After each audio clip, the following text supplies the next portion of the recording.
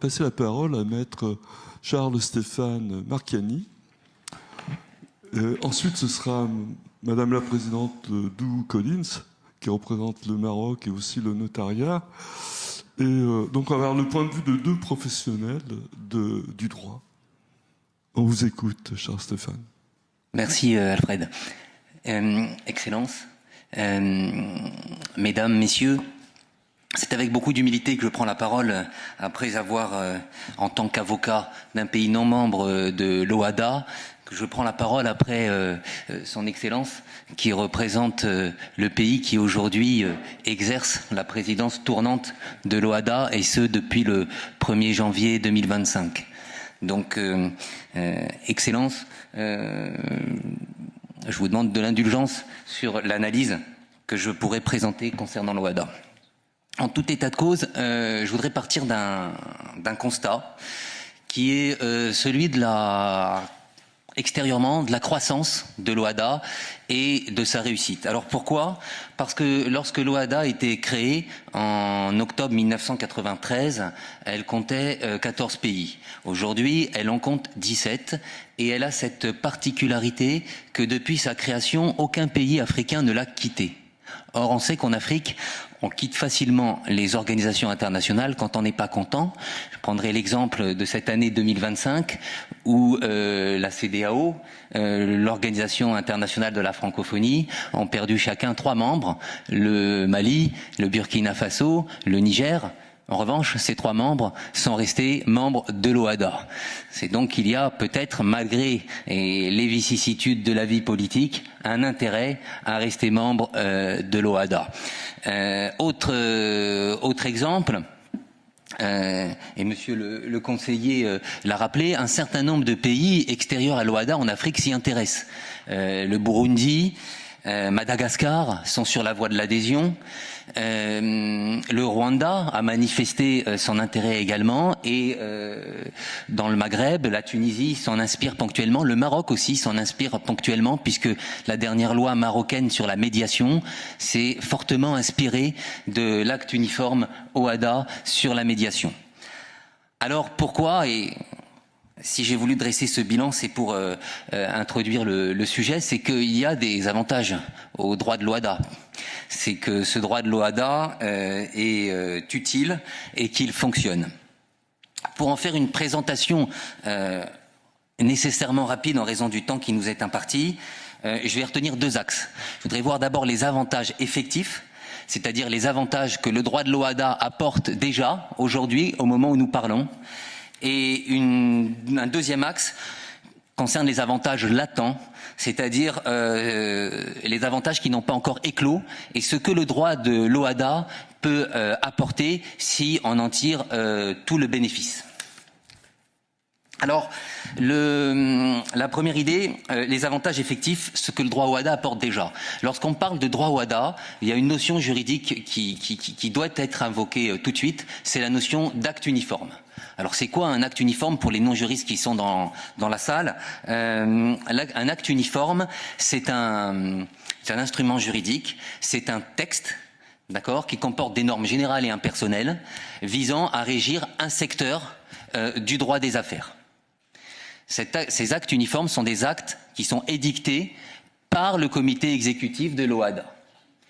Et ces actes uniformes, il y en a aujourd'hui 11 qui régissent les principaux pans du droit des affaires, donc la création de sociétés, le droit commercial général, les voies d'exécution, les procédures collectives, l'arbitrage, la médiation. Voilà quelques exemples. Les principaux pans du droit des affaires. Ces actes uniformes, ils sont directement applicables dans les États membres dès l'instant, enfin du moins après leur publication au journal officiel de l'OHADA.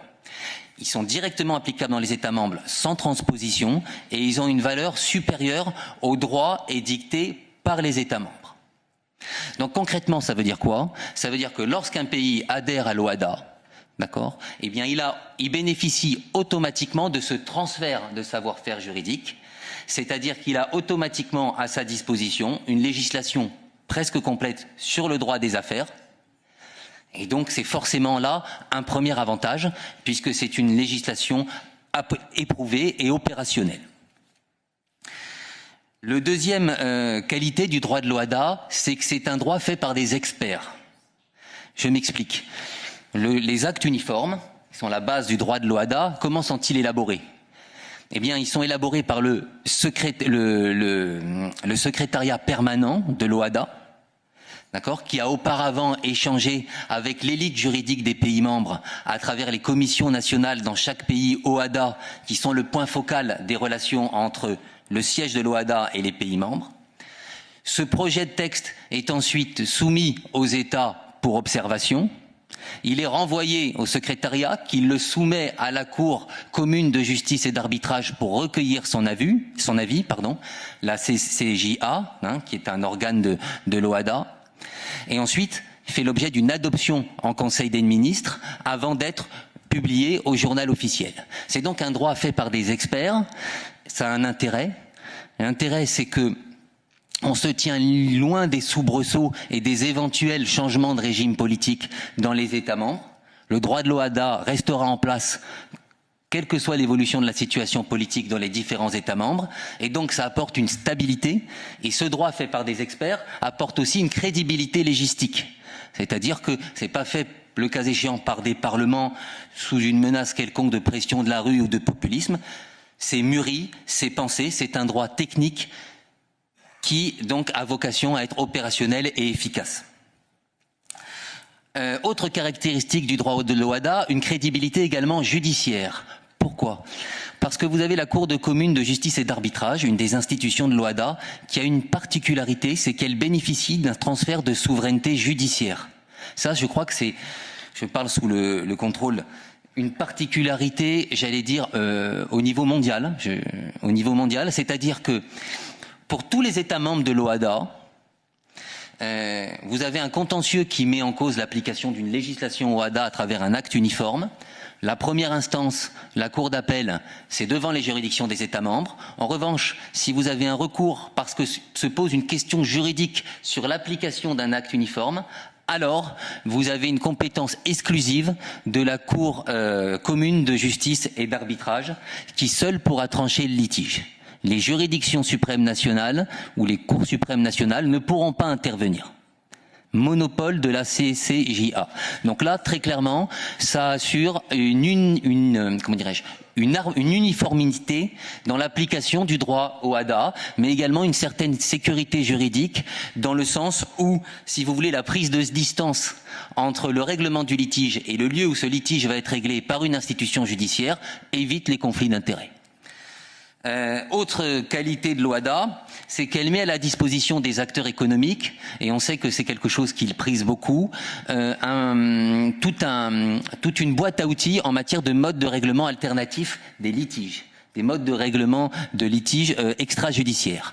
D'une part, la Cour de commune de justice et d'arbitrage, comme son nom l'indique, est également une cour d'arbitrage, c'est-à-dire que elle fait office, l'OHADA propose en fait un arbitrage institutionnel, mais également l'OHADA a adopté 2 actes uniformes, un sur l'arbitrage et un sur la médiation, qui permet aux entreprises qui font des affaires au sein de l'OHADA de recourir à un arbitrage conventionnel. Or, on sait que ces techniques de règlement des litiges sont prisées par les entreprises, particulièrement, et ça c'est la même chose en France, parce qu'elles permettent aux entreprises quelque part de garder le contrôle de leur règlement, de leur litige, et surtout d'échapper aux interférences étatiques.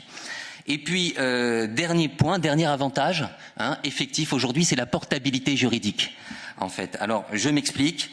Lorsqu'un investisseur s'installe dans un pays OHADA, il peut avec une grande facilité dupliquer son modèle dans les autres pays membres. Le même droit va s'appliquer, les mêmes règles, avec une sécurité juridique équivalente, puisque c'est toujours les actes uniformes qui s'appliquent. Et donc là, vous avez forcément un levier de croissance, un levier d'emploi et d'augmentation de recettes fiscales pour les États concernés, car qui dit plus d'activité économique, sous la réserve du secteur informel, j'y reviendrai par la suite, dit plus de recettes fiscales pour les États, donc plus de moyens à mettre pour développer les infrastructures à disposition de tous, et donc un cercle vertueux ensuite qui s'enchaîne. Deuxième partie, donc, que je voulais voir avec vous, après ces avantages et ces effectifs, les avantages latents. Ce que le droit de l'OHADA peut encore apporter. Là, pour respecter le temps qui m'est imparti, je prendrai 3 exemples. L'accès au crédit, la transition du secteur informel vers l'économie formelle et l'articulation OHADA-ZLECAf. Alors, l'accès au crédit. On sait que le développement économique partout dans le monde est en grande partie lié à la capacité des entreprises à emprunter.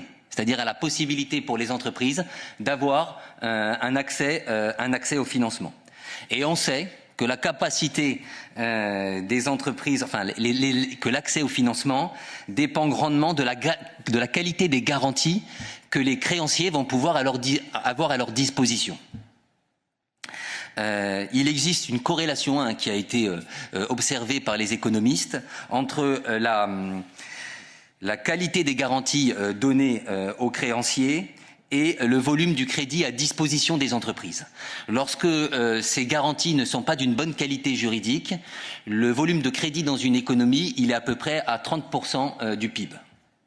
Lorsque ces garanties sont de bonne qualité juridique et donc sécurisent les créanciers et leur permettent de prêter facilement, le volume du crédit, il est à peu près à 60% du PIB. Donc c'est tout simplement du simple au double. En ce qui concerne, et en plus, lorsque les garanties juridiques sont de bonne qualité, le coût du crédit diminue. Parce que le taux d'intérêt qui tarifie le risque baisse et la durée du prêt qui est accordé augmente puisque les créanciers n'ont pas peur de ne pas retrouver leur argent, donc prêtent un peu plus longtemps. Bien.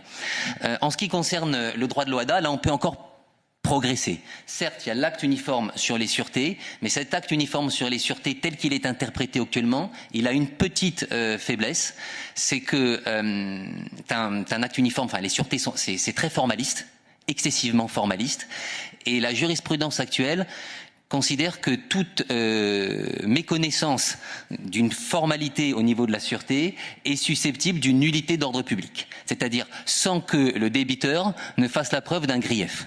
Bien. Et ça ne tranquillise pas les créanciers qui considèrent que leurs sûretés sont juridiquement fragiles, c'est-à-dire que le cas échéant, un débiteur de mauvaise foi pourra faire sauter la sûreté pour vice de forme. Donc ça, c'est peut-être un point à travailler. Ensuite, la transition du secteur informel vers le secteur formel. Bien.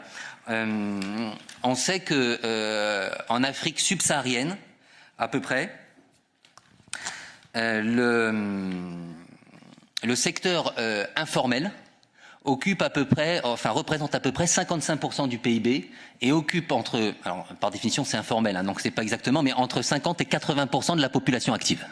D'accord ? C'est donc particulièrement conséquent. Or, tout ce qui est dans le secteur informel, d'accord, ne peut pas bénéficier d'un certain nombre de services bancaires, d'accès au financement, mais également en dehors du contrôle de l'État du point de vue de la perception de la fiscalité. Donc ça génère des cercles vicieux, manque de moyens budgétaires, manque d'investissement dans les infrastructures publiques, manque de moyens ensuite pour permettre à l'activité économique de se développer, donc un cercle pernicieux. Alors comment on casse ça ? L'OHADA s'y est attelé en adoptant le statut de l'entreprenant. Ce statut de l'entreprenant, aujourd'hui, il existe. D'accord, mais il n'a pas pris encore. Il n'a pas pris. Pourquoi il n'a pas pris ? Parce qu'en fait, ce simple statut ne suffit pas. Il faut que les États membres de l'OHADA s'emparent de ce statut et mènent des politiques publiques pour inciter les individus à venir s'enregistrer au registre du commerce et du crédit. Et comment les inciter à le faire ?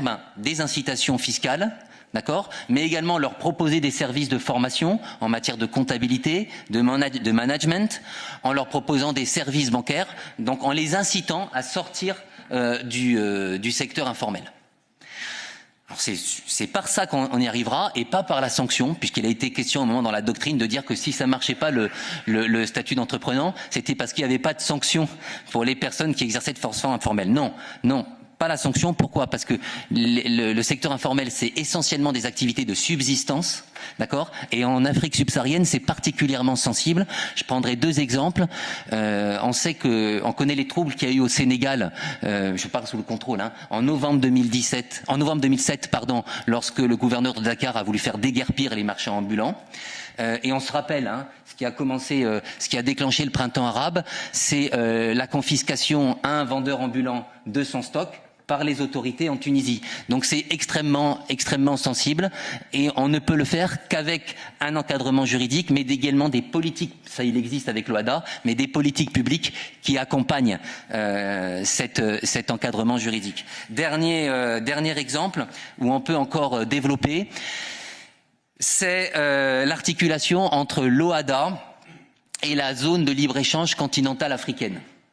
En fait, cette zone de libre-échange continentale africaine, elle est officiellement en vigueur depuis, je crois, le 1er janvier 2021, mais elle n'a pas encore donné tous ses fruits, hein. Il y a un groupe pilote dont la Tunisie fait partie qui l'a lancé, mais vraiment cette zone de libre-échange africaine, elle a besoin du volet juridique pour s'adapter, et là, véritablement, l'OHADA peut apporter un plus, et pourquoi pas un acte uniforme sur les investissements intracommunautaires au sein de l'OHADA, d'abord, qui pourra ensuite être étendu à la zone de libre-échange continentale africaine. Voilà.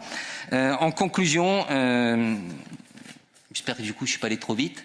En conclusion, l'OHADA n'est pas simplement un cadre juridique, c'est ça l'idée que je voulais faire passer. C'est un outil stratégique au service du développement, une architecture pensée pour renforcer la sécurité juridique, et elle ne donnera que tous ses fruits que si, mais ça, son Excellence l'a souligné tout à l'heure, les États membres se l'approprient définitivement par des politiques publiques, mais également, comme vous l'avez dit, par la formation et en diffusant l'information auprès des acteurs économiques des États membres. Voilà, je vous remercie.